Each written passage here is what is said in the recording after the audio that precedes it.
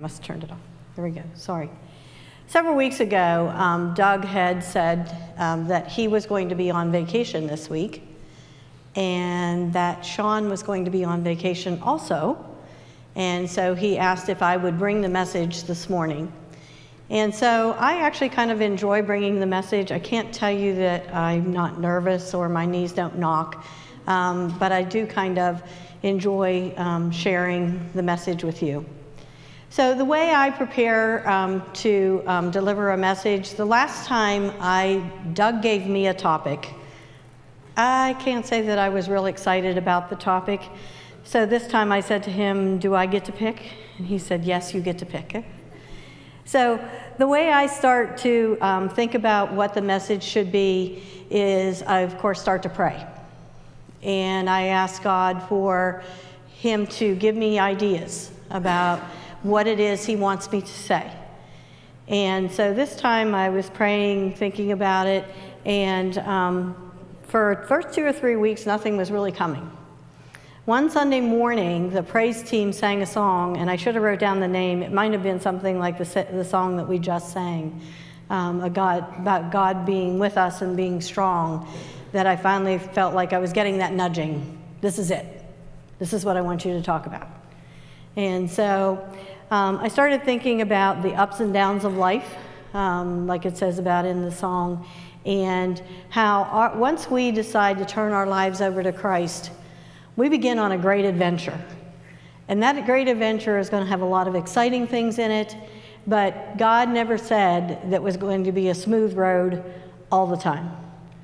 So I started thinking about what kind of an adventure could I talk about that people of all ages might be able to relate to. And since the park is now opening up for the season, I started thinking about, well, when people go to the Hershey Park or go to an amusement park, they usually feel like they're going on a great adventure. How many of you work at or have worked at the park sometime in your lifetime? So I am sure that you have found that when you watch people, if you're a people watcher and you watch people, people usually set out to come to have a good time at the park. How many of you set out when you go to an amusement park to have a bad time? Okay, you two can go. So most of us, when we set out for the park, we think about having a good time. And we look forward with a lot of anticipation to going to the park. The church usually plans a trip to Knoebels sometime in the summertime, has for several years. When our girls were young, Jim's family is from the area up around Knoebels, so they always had their family reunion at the park. So at least once a year, we always went to Knoebels Park with the family, and when we got ready to go, there was a lot of anticipation. We knew exactly which rides we needed to hit. You couldn't leave the park without going on the Phoenix roller coaster. We probably also went on the merry-go-round or the carousel, took in the flume ride, a couple of others. I can't say that my family ever wanted to go to the haunted house. That was just something about the haunted house that my kids were not into the haunted house. I guess that darkness and being afraid was not their thing. And we usually wound down our day by taking them on the train over by the pool, because it was kind of a way to kind of calm everybody down before you got them in the car to make that almost two-hour ride home. We also went to the park with a lot of anticipation about the food we were going to have before we could come home. We always go to Cesareri's Pizza and have pizza at supper time. And then we have to go to the Old Mill to finish up with ice cream, even though somebody thinks they need to have Tea-Berry. And sometime during the day, we usually fit in a funnel cake. So those are some of the have-to-haves and need-to-dos before we leave Knoebels. So I think one thing that we can agree on is that when we go to an amusement park, we usually go there with a lot of anticipation, hoping to have a good time. So I'm going to ask you to kind of take a trip down memory lane with me, and we're going to do some comparisons about going to an amusement park and how does that relate to the faith journey that we agree to when we decide to follow Christ. So when I was a little girl, I grew up in Western Pennsylvania, and every year the company that my dad worked for treated the employees and their families to a day excuse me, at the local amusement park. The name of the park was Conneaut Lake Park, and there was a roller coaster there that was called the Blue Streak. Now, back in those days, all the roller coasters were wooden, and they had a metal track. So kind of like the Phoenix at Knoebels or the Comet at Hershey Park. We didn't have any of those fancy metal roller coasters that went over and over and over again. Just the wooden roller coaster that went on a track. And so when I finally got big enough to ride the Blue Streak, that was my anticipation that year. I couldn't wait to get there so I could ride the Blue Streak. So after we had lunch, and their employer always had a bunch of games for the kids, we played the games, and it was like, come on, Mom, come on, Dad, I want to go ride the Blue Streak. So we got to the Blue Streak. I ran up the ramp and waited my turn in line after it was my turn, and I got into the car and I slid in, buckled up my seatbelt. Yes, the wooden roller coasters didn't have the harnesses over your head way back then. I guess they thought that lap belt was going to do its job. So harnessed myself in, and then it kind of starts. Oh my gosh, what have I gotten myself into? I'm excited, but at the same time, I'm afraid. And isn't that sometimes what our faith journey is like? We're excited that God has big plans for us, but we're also a little bit afraid sometimes about those big plans God has for us. So as I'm sitting there on the roller coaster, it starts to move out of the coaster house. And of course, the first thing a wooden roller coaster does, it has to gain some elevation. So I hear the click, click, click, as the chain is pulling the cars up the hill till we get to the top of the first hill. So again, anticipation is building. The fear is building. Oh my gosh, what have I gotten myself into? What's going to happen when I get to the top of the hill? Well, just what you expect happens when you get to the top of the hill. What goes up needs to come down. So while you're at the top, you look out over and, wow, what an amazing view. This is a great thing. I'm up here.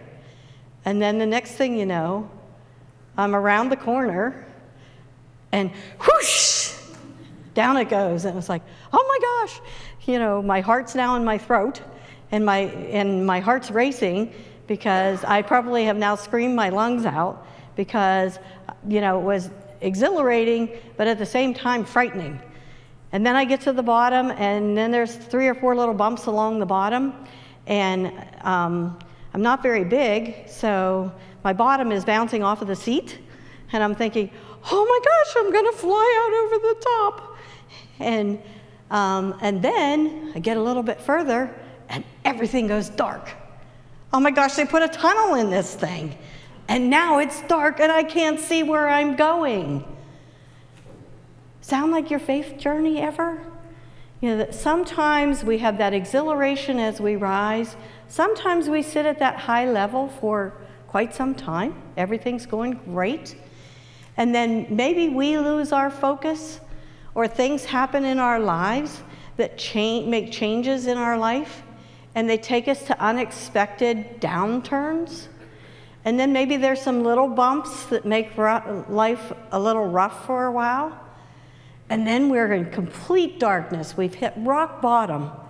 We can't see the end. We can't see the light at the end of the tunnel. And we stay focused on God. God is with us in all of that time. He's not going to let anything happen to you that He won't guide you through. We come out of the tunnel, and yes, there is light at the end of the darkness.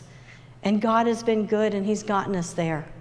And then maybe we're going to go another twist or turn, and then we're back into the coaster house. Whew, I made it. And then as I get off of the roller coaster, sometimes there can be different reactions.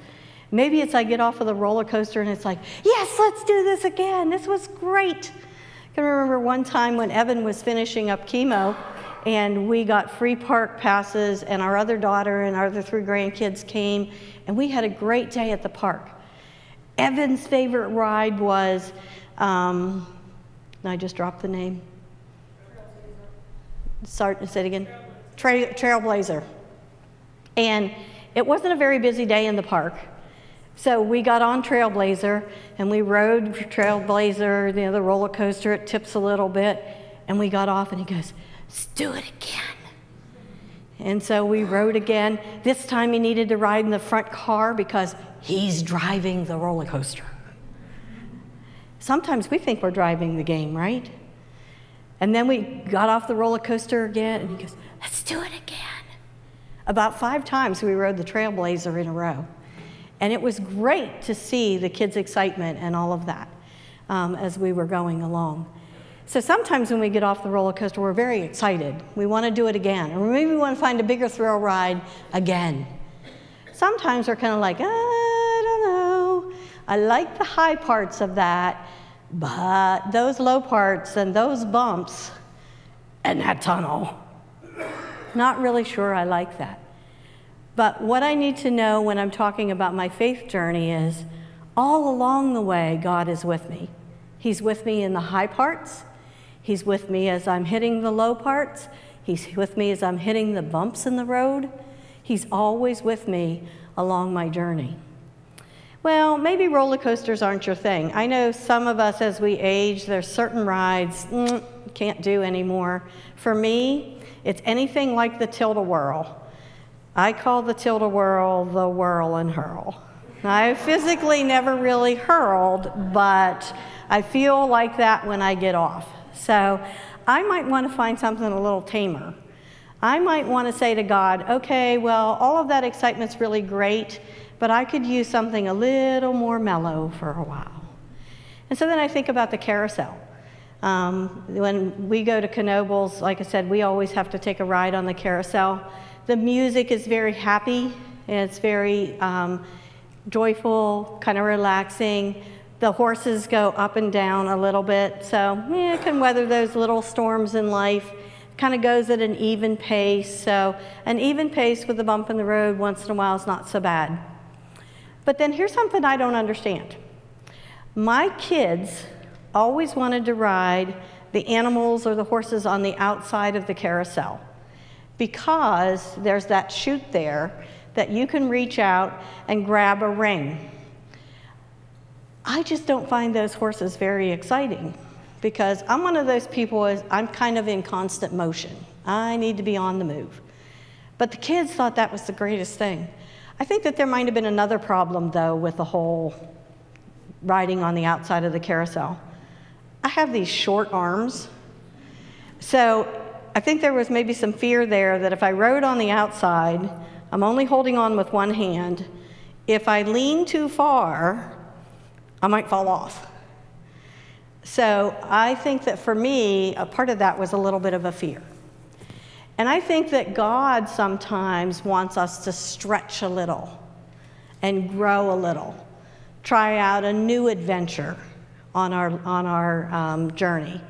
And sometimes that's hard.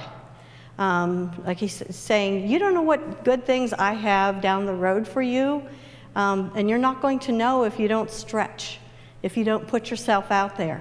Maybe try on a new ministry, maybe try on a new Bible study, maybe actually talk to those people that you work with that you know don't have a faith life. Share the message with them, reach out, grow. So if you know about the rings on the carousel at Knoebels, if when you're reaching out there and you grab a ring, if you find a brass ring, you get a free ride. So there's a reward for doing that stretching. And God says, I have rewards for you if you're willing to stretch and willing to grow. For our kids, I don't know if they ever got the brass ring. The challenge for them was, how many can you get? You know, that was the first thing. They would put them on their finger as they're reaching out to get more. And when the ride was over, they counted their rings before they had to toss them back in the bin. And so their challenge was, how many were you able to collect? How many Christians have you been able to spread the word to Christ to? And that's part of the reward that Christ shares with us as we spread his word to others. The next thing I'm going to talk about is, did you ever have the experience of you were too short to do something? In my case, that happens a lot. And for our daughter, Emily, when she was young, she kind of took after her mom. She was a little on the shorter side. Now they're all bigger than me. But she was excited about the Jetstar at Knoebels. Every year we would go, and we would go with Jim's nieces and nephews, and all of them were big enough to ride the Jetstar, but Emily was not. So one year she decided this was the year. I'm going to be big enough to ride the Jetstar. So she couldn't hardly wait till we got to the park, and we always had lunch with his family, covered dish with his family before we started off on the rides. So it was like, come on, hurry up, let's eat, let's go. You know, and then as soon as lunch got over with, it was like, come on, Mom, I need to go to the Jetstar. Let's start with that. I want to be that to be our first ride. So we got over to the Jetstar. The kids all got in line. She waits patiently, dancing a little bit as she's in line, because this is the year she's going to be able to be tall enough to ride the Jetstar. She gets all the way up to the top of the platform, and the girl measures her with a stick. She's standing really tall, and the girl says, I'm sorry, you're just a little bit too short. Oh my gosh, talk about disappointment. Doesn't that happen sometimes in our faith life too? We have that great anticipation that good things are going to happen, and sometimes we're disappointed if it didn't live up to our expectations. Well, the next year rolls around, and we're getting ready to go to the family reunion again, and this time, Emily is absolutely positively sure she's tall enough to ride the Jetstar. So for weeks ahead of time, all we heard about is the Jetstar. I know I'm big enough this year. I can make it this year. I'm going to get to ride the Jetstar this year. And we got there, had our lunch. Come on, Mom, let's go to the Jetstar. Okay, Emily, here we go. We get over to where the Jetstar used to be, and the Jetstar was gone. In its place, there was this round wooden roller coaster that was supposed to take you 360 degrees around on a metal track that was not operational because they couldn't get it to do so safely. If you go to Knoebels on a regular basis, you know it took them about 3 years or 4 years to get that operational so that that ride would work. So again, we had one disappointed young lady in our group. So again, we had to redirect her, nudge her along that there were other things that we could do to have just as much fun as if she would have gotten to ride the Jetstar. So we were able to salvage the day. She was able to move beyond that. So sometimes God nudges us in a different direction that we might not have planned on going down because he just had a different direction that he wanted us to go. Sometimes in life there are some disappointments, and God just is taking us in a different direction. The next ride that we always have to do is the flume ride, or if you go to Hershey Park, it's called the coal cracker. Now this one takes some calculating because I don't like to get wet if it's cold, but the kids still want to ride the flume. So here's where we start to do the plan. Okay, let's look at the people who are going to be in my boat. If it's going to be cold, I'm going to put those little kids up front because I want the weight to be in the back. I don't want to come down that chute and have all the weight in the front and it really sprays back on me. So if it's cold, we have to calculate how we want that done. If it's hot, I want to do the exact opposite. So I want to put the bigger people in the front so that we get wet, so that it's a kind of a way to refresh us and cool us off a little bit. So when I look at my faith journey and I compare it to the flume, sometimes I think this is when we get ahead of God and we try to calculate what the plan should be. We try to calculate where we should be going on our journey, and we lose sight of our focus on our faith because we have decided that we could be in charge. Sometimes that works out okay, but a lot of times we find ourselves getting all wet when we don't want to be all wet because we haven't gotten in step with what God has set aside as His will in our life instead of what we think is best for us. So even Jesus experienced this a little bit. When He was in the garden, He knew what was coming. He knew that they were going to come and take Him to be crucified. He prayed to God that night that to lift this burden from Him. But at the end of that prayer, He said something that we all need to keep in mind. And that is, not my will, but your will, Father, be done. So when we're on our faith journey and we're spending time in prayer and study, and we're asking God to show us how He wants us to go, we need to remember that He is in charge and that we should end those prayers with, but not my will, God, but your will be done. Sometimes people have said to me, why do bad things happen to good people who say that they are Christians? People would say that to me at work when Evan was sick. You know, well, where's your God? And why do you think that this is happening to you? And so when I open my Bible and I look in my Bible, there are a lot of people in there that had challenges. So if you look in your Bible, do you look at everybody and their life was just absolutely peachy and great? Sometimes, but sometimes life wasn't so great. And sometimes life wasn't so great just because they professed to be a follower of God or a follower of Christ. As Mark said earlier, that we don't understand because we live in a culture where Christianity is accepted, that in some places just being a Christian would be getting you into difficulties. So even Christ, when He came to earth, He understood what His purpose was. God sent Him here for a purpose, and He came to carry out God's will. He ran into difficult times. He ran into difficult people. Satan tried to challenge Him and say, if you just believe in me, I will give you all of this as your kingdom. And He said, I already have the kingdom because my Father owns the kingdom. But what Christ knew in those difficult times when He was here on earth, sometimes just the culture you're in impacts you. Sometimes you're impacted because you lose your focus and you turn away from what God wants you to do. Now, Christ never lost His focus. He always knew what His purpose was.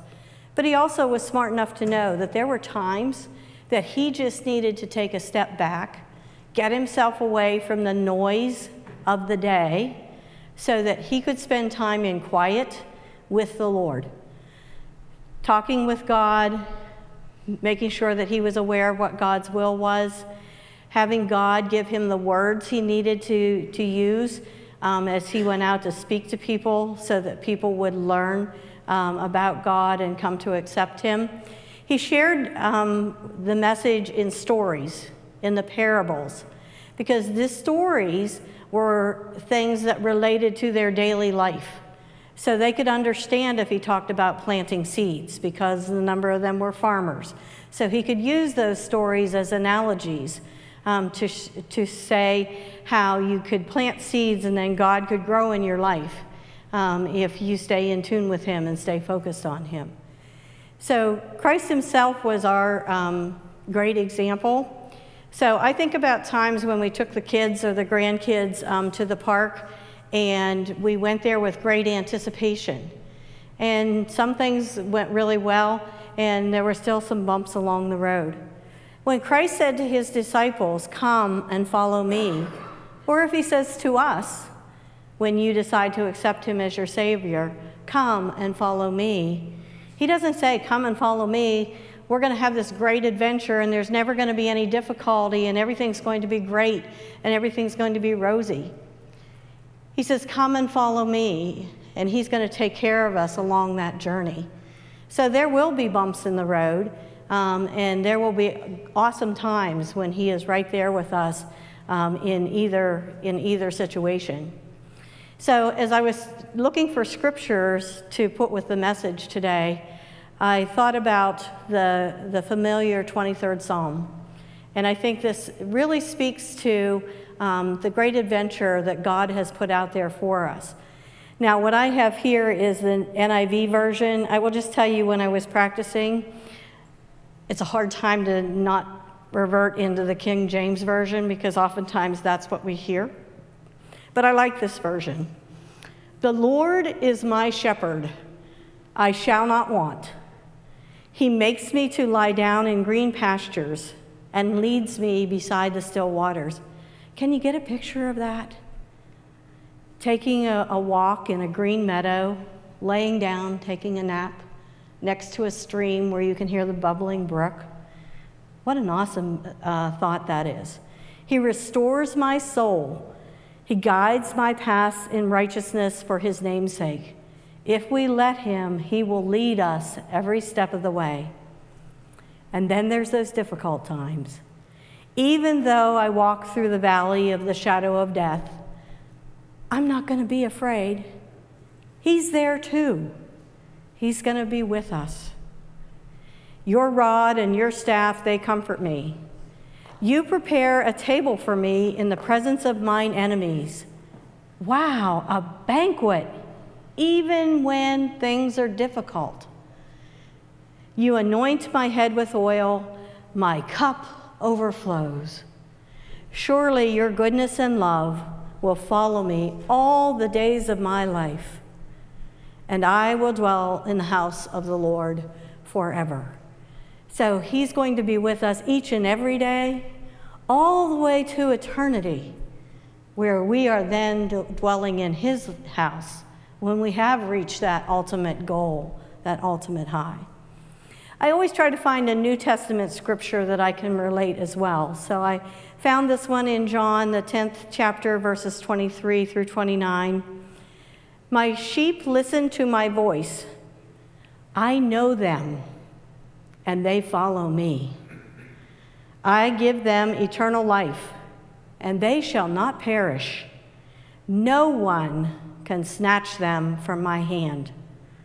My Father, who has given them to me, is greater than all. No one can snatch them from the Father's hand. Think about that.